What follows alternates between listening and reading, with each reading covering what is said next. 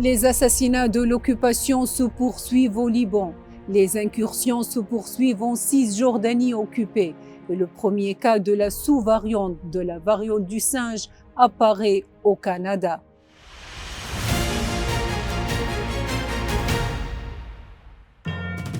La série d'assassinats menée par l'armée d'occupation contre plusieurs responsables du Hezbollah libanais se poursuit, après qu'une source sécuritaire libanaise a confirmé qu'une frappe israélienne dans un quartier densément peuplé de la région de Basta à Beyrouth a ciblé un haut responsable du Hezbollah. Le raid israélien à Basta, qui a visé un responsable du Hezbollah, a causé d'énormes pertes.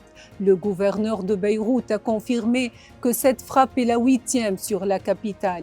Il est impossible de donner des chiffres concernant les pertes dues à la dernière frappe sur Basta.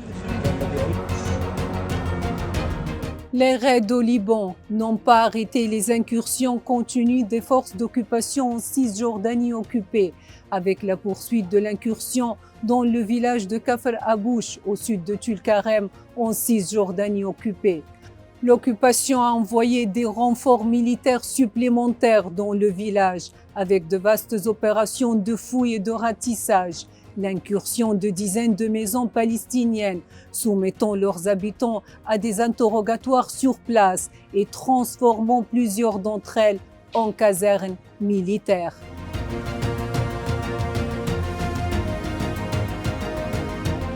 Dans un autre type de négociation pour tenter de sauver le monde et les pays pauvres des conséquences des changements climatiques, des négociations ardues de 2 semaines lors de la conférence des Nations Unies COP29 ont abouti à un accord prévoyant un financement annuel d'au moins 300 milliards de dollars pour les pays en développement, malgré les demandes de ces pays pour les montants supplémentaires.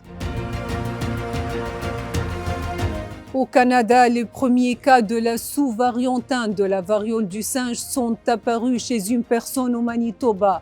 L'Agence de la santé publique du Canada a confirmé que ce cas lié à un voyage récent est associé à une flambée de la maladie en Afrique centrale et orientale. Le cas est apparu peu de temps après le retour de voyage de cette personne.